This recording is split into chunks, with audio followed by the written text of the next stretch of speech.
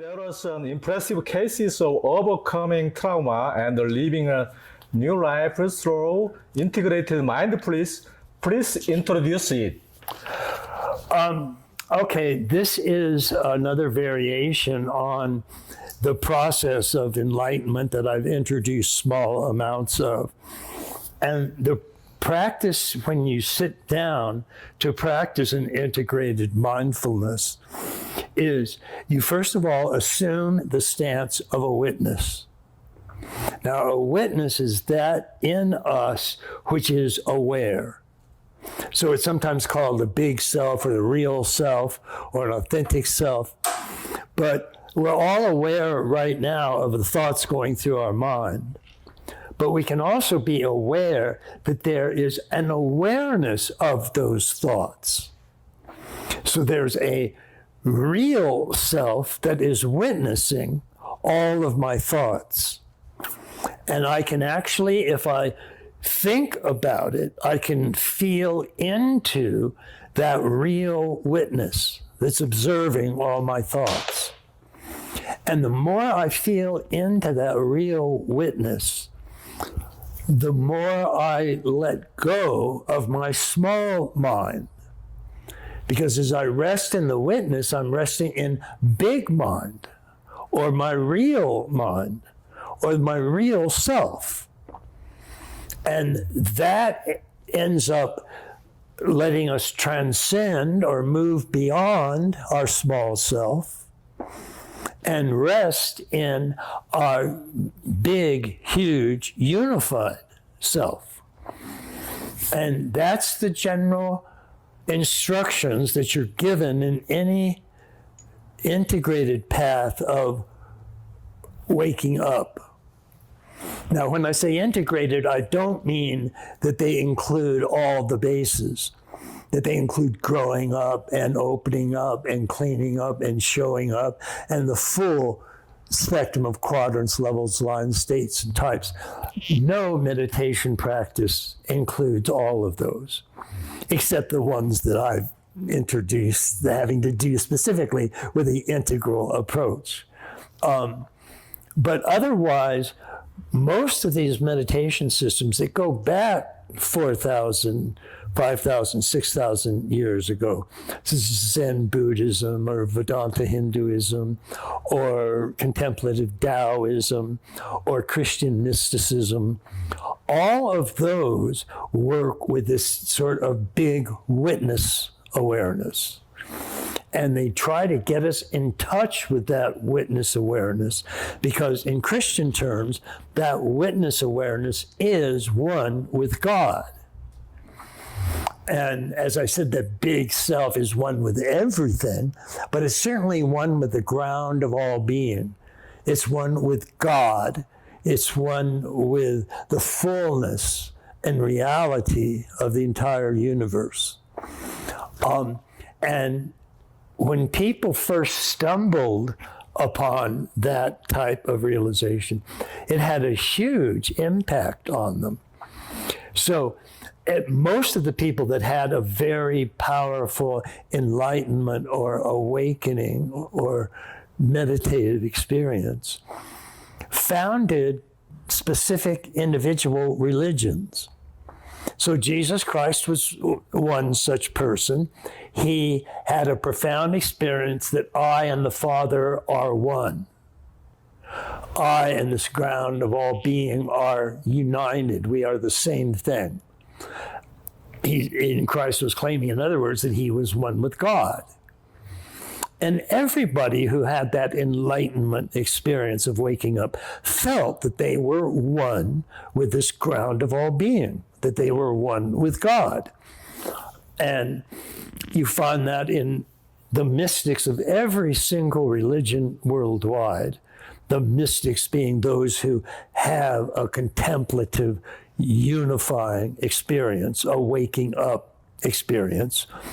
And the mystics of all the world's religions tend to agree with each other. If a Buddhist mystic meets a Christian mystic, they'll immediately have things to talk about that they share. They'll have similarities of experiential unity and oneness and so on. But when the outer forms of world's religions, they all differ from each other decisively, because they're coming from the outer forms and the earlier forms of thinking. So they're either magical religions or mythic religions. And most forms of Christian fundamentalism are mythic forms of religion. And so they'll say things like, oh, there's one and only one God, and we need to pray daily to that one God. And the one God is called Jehovah. And Jehovah, the way it's actually used, is no different from any other mythic gods. It's the same as Zeus, Apollo, Aphrodite, Mars, Jupiter. I mean, it's the same fundamental form of mythic thinking that predominates childhood from age 6 or 7 on to adolescence, when formal operational or rationality first emerges. And when rationality first emerges, it tends to be very scientific. And therefore, starting around adolescent rationality, science and religion get into fights.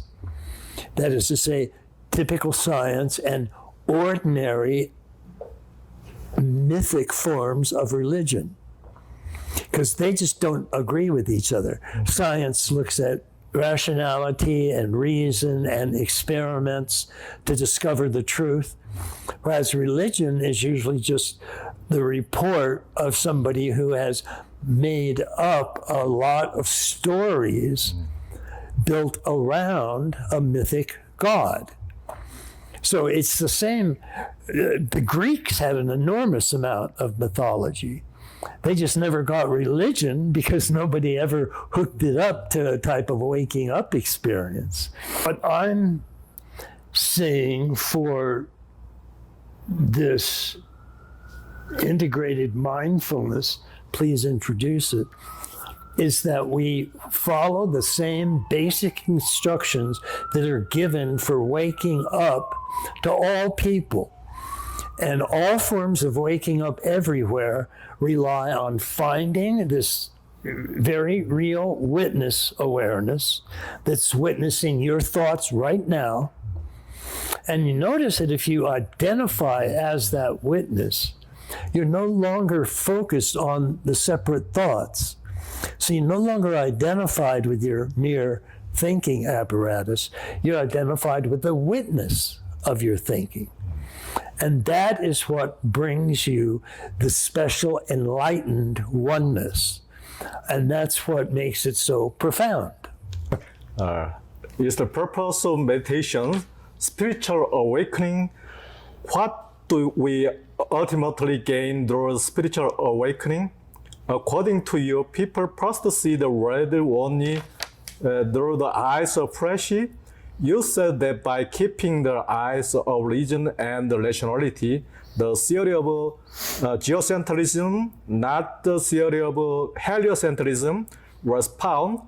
You then said people should open their eyes to contemplation through meditation. Does meditation mean to open the eyes of contemplation? Then why is it necessary to open the eyes of contemplation? Yes. You actually mentioned 3 different types of seeing or awareness or mind. And according to the Christian mystics, we all have at least 3 eyes that we can look through. The eye of flesh, the eye of mind or reason, and the eye of spirit or contemplation. So, and you mentioned the eye of flesh, and then you say by keeping the eyes of reason, we develop the geocentric theory instead of the heliocentric theory. But then when we open the eye of spirit, or the eye of contemplation, then that is the breakthrough to this ground of all being. That's the breakthrough to this ultimate oneness that you are. And so when you say, does meditation mean to open the eyes of contemplation? Yes, if it's done correctly and essentially fully, then what you get with meditation is the opening of a new set of eyes. This is why it's often you feel like you're just waking up. It's literally like you just were sound asleep and then you opened your eyes and looked out to the eyes of flesh. But if you were meditating, it would be the eye not of flesh and not of mind, but the eye of contemplation. And so you would see a fully unified spiritual world. And that's what the eye of contemplation is supposed to give us, is a full understanding of and an actual oneness with the real world, this ground of all being. And you can't get it through the eye of flesh.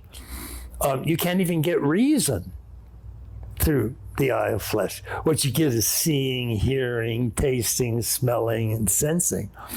And none of those are rational, and they're certainly not contemplative. But by the time we hit adolescence, we have developed a new cognitive capacity that Piaget called formal operational thinking. And that, again, is not thought operating on the world, but thought operating on thought. So that's a formal operational thinking, thinking that reflects on itself. That is the opening of the mind's eye, the eye of reason, or the eye of rationality. And it's a very important discovery. And when it became a widespread availability to humankind, which happened in around the 14th and 15th century Common Era in the West, this is also exactly the same dates that modern science first emerged. Galileo and Kepler were the first ones to say nature is best understood through measurement. It meant you rationally would measure the world, and those measurements would add up and you derive scientific laws from them. And all of that started to spring up in 1500, 1600, 1700 in the modern West. So we had the rise of modern physics, modern astrology, modern biology, modern geology, modern mathematics even. And they all came from opening the eye of mind, the eye of reason. But then some people at virtually any time during that could go further, and they would actually use rationality to think beyond rationality. So they would move from the eye of reason into the eye of contemplation. And there they would have a truly mystical experience. And everybody who had this mystical enlightenment experience experienced essentially the same thing, which is this unified ground of all being. And that ground of all being just hit them in the face like a sledgehammer. I mean, it's an extraordinary experience that you actually would wake up and realize that you were one with the entire universe. That's a big deal. And that's what the eye of contemplation gives you. I want to hear a spiritual experience that opened your mind eyes. And can you tell me about your psychological and spiritual changes after that experience? I've had several such experiences throughout my lifetime. I mean, I'm after all, I'm 74 years old now, so I've been around a while. And I had my first and earliest awakening experience in my mid-teens. And I can remember it still to this day incredibly clearly. I had been watching a TV show, And it was about forms of torture that humankind has used on other humans throughout history. And I was watching all of these horrifying images of people having their eyes poked out or being hung up by their thumbs or just subjected to immense amount of torture. And I had just started meditating at the time.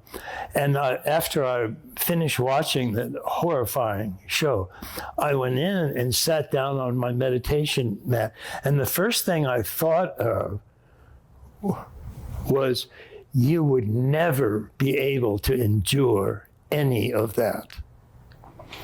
And then it was as if a voice, it wasn't really a voice, but it was a lot sort of like a voice, came to me and it said, yes, in fact, you can endure it, and you have endured all of those forms.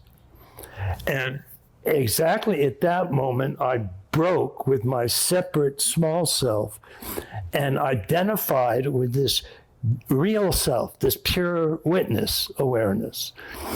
And of course, I had experienced all those forms of torture because according to all the mystical traditions worldwide, there's only one self. And it's the same self in you, same self in me, same self in him and her. And that is the witness.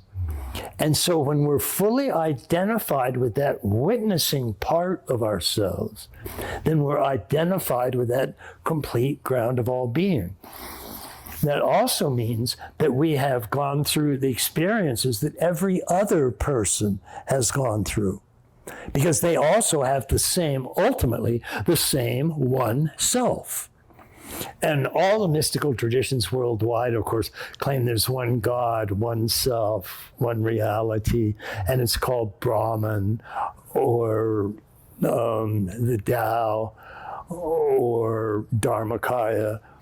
And that single unified ground is what is in each of us looking out through the eyes of flesh, the eye of mind, and the eye of contemplation. And we're witnessing through that self right now. Each and every one of us is experiencing from that pure self, that pure witness. We don't realize that because we don't identify with the witness. We identify with the smaller self that can be seen. And we know exactly what our self is because we're looking at this small, individual, localized, small self. We're not identifying with this big mind, big witness that's witnessing everything and identifying with nothing.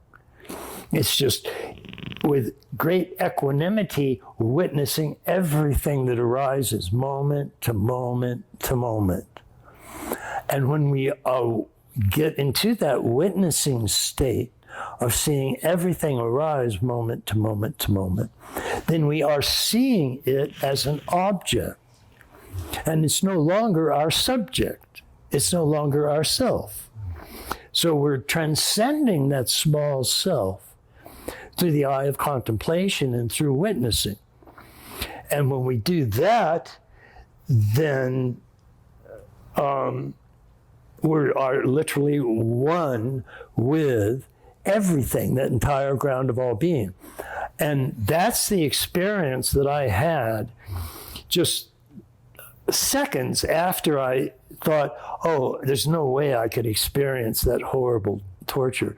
And then I heard this voice say, yes, you could experience, and you already have experienced. That was yourself you were watching being tortured, because there's only one self in existence, and you're it. So of course you experienced that torture. And of course you've experienced enlightenment and waking up, and you've gone through stages of growing up. I mean, all of that's true. But that was the experience that I had, was this sense of profound oneness with everything that was arising. And I was all of that. I was one with the entire universe. And the changes in me, you ask about psychological and spiritual changes, they were just that from that point forward, I was fundamentally identified with this real self. This is called a non-dual or not two self because it's not an isolated subject aware of objects. It's a huge subject that's one with all objects. It's one with everything that's arising. And therefore, I just simply witness everything that's arising because it's arising within me. I am one with all of this. And that is the ground of all being. And that became vividly alive for me. And that's the sort of the major change, both psychologically and spiritually, that I experienced from contemplation. You didn't divide object and subject, not divide. Yes. You are and object only one. Right. Yeah, yeah. Right.